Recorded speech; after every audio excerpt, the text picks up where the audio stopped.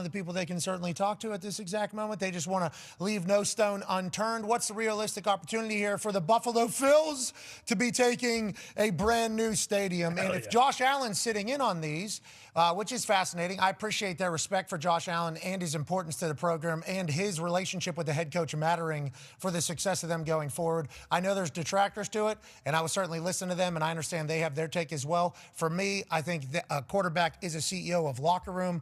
I think that person should have a seat in there, but only if they've earned it. Has Josh Allen earned it? I would say yes, but there's certainly some people that would say no as well in the entirety. Aaron Rodgers was not asked, I don't think, whenever LaFleur was hired in Green Bay. I think that was a big story.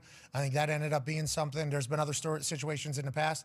But anyways, I assume Peyton was asked whenever Jim Caldwell got the job after Tony Dungy here in Indianapolis.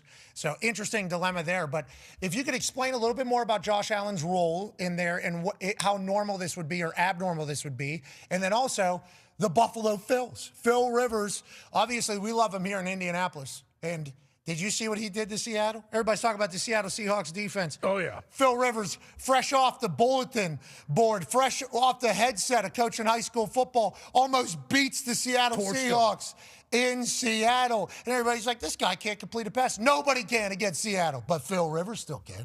And that's because Phil Rivers knows this offense. Would he be offensive coordinator and head coach? Just all that involved there, Schefter. Sorry, I went on a rant, but it needed to be said. Yeah. Let's start with Philip Rivers. And he's been busy getting ready for this interview with the Bills. And my understanding is he was ready to go when he was being called into that interview this morning in Florida. He's there. That's where the Bills are doing the interviews. Philip Rivers doesn't do anything without being thoroughly prepared. And I'm going to be really surprised because he's in there right now as we speak. I'm going to be really surprised if Philip Rivers doesn't wow them in the interview. Now, are they going to hire him? I have no idea how Brian Daboll and Brady and Davis Webb, some of these other candidates are going to do. But I can tell you that Philip Rivers has a chance to become the third person in history to become a head coach without any prior head coaching experience at all. Jeff Saturday did it for your Colts. Norm Van Brocklin did it back in 1961. Called him Brock. And now, NVB. They call him Coach Brock, Rocky. Yeah, he'd be the third. Again, here's the thing. Philip Rivers, that's just who he is. Like, he elevates people. He raises up people. He's never been the head coach of an NFL team. He's been the head coach of a high school team. But this is his chance to present his ideas and his perspective to see whether or not he's ready for a job like that. Like, we've seen other people in similar situations. If you remember a few years ago, people were interviewing Josh McCown right away. I think the Texans did. And there were some people who thought Josh McCown was going to get the Texans job that I think that year went to Lovie Smith. So Philip Rivers, if he wants, can be a head coach one day. Is it this day? We'll find out. That's up to the Bills and him and that presentation. And Josh Allen will be sitting in. And that tweet that you held up, I know Ryan Fitzpatrick said he strongly disagrees. I think certain players, this is me, are in different categories. They're in different categories.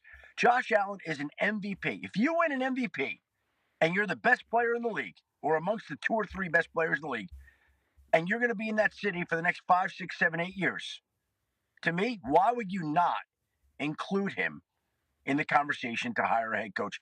You're going to get his input anyway. What does it matter if he's sitting in? It's just a different perspective, different ideas. I don't have any issue. I know players don't ordinarily sit in on interviews, and maybe you could say it's a bad precedent.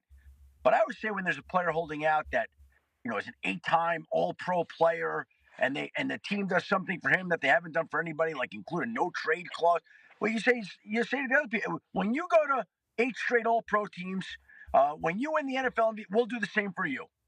And I just think he's in a different category, and it's being reflected in the way that they're conducting interviews with him being a part of it. Well, and also if he wants to be a part of it, like we go back to Baltimore, who just made their hire. Yeah. Like, did Lamar want to be a part of it? Was Lamar a part of it? How much a part of it was he? All those things. Because Bisciotti said they definitely have input, they don't have power, I believe was his exact quote. So is he also, you know what I mean? So, like, I assume Josh Allen's the same thing. Like, he certainly has his input, but he's not the one that's going to be making the decision. Ultimately, Pagula sounds like he's potentially going to be, hey, a lot of talking out of Terry. A lot of talking out of Terry. I like this when these owners. You need to start, because I know you text with the owners. You need to tell them we need more microphones in front of them. Yes. We need podcasts from these owners. We need them talking more. You know what I mean, Schefter? Tell them that. Not just through anonymous sources of, like, Schefter tweets. No. Anonymously, the building is very pissed off at the coach. It's like, well, who's Schefter? Who'd you get that from? A building sent you? How's that even exact? We know you got connections everywhere. We know you got a busy day. We appreciate you joining us talking about the big news. Okay, coaching cycle, real quick. What do we? Who's next to get hired? Because I mentioned Stefanski going to Atlanta is wild. Like, I mentioned that as wild. I did not think that he would just get hired as quickly as he got for another head coaching role because of how it all went in Cleveland. And a lot of people in Atlanta are telling me that I need, treat this Phil Rivers interview as the same. Like, hey, you're attacking us. What about them? I think there's not a lot of huge names in this particular coach. Like, who do you think goes next? What do you think goes next? And is it just a waiting game for Shula, and maybe Kubiak and the guys that are still coaching right now on the championship weekend? Well, I think that enters into it right now. Again, if you're Buffalo, you can't talk to the people that are a part of it right now. And you're not allowed to talk to these coaches until they're out.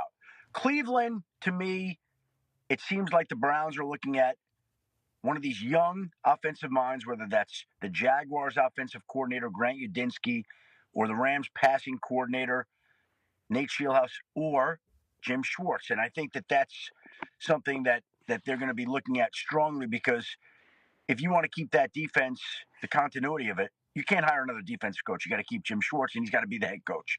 And these young offensive-minded head coaches, it's up to the Browns to determine when and if they're ready. So to me, that's the Browns' choice. One of these young offensive minds or Jim Schwartz. The Cardinals, they had in Anthony Campanile, the Jaguars defensive coordinator, yesterday. I still think they're looking at Raheem Morris, Mike LaFleur, the Rams offensive coordinator, who's involved this weekend. Pittsburgh, like Chris Shula, Anthony Weaver, Mike McCarthy, definitely very much in play. We'll see what the Steelers do. The Bills are just getting started. Philip Rivers is with them right now as they're on the line, going through his interview in Florida. And then there's one other team that's out there. We're forgetting.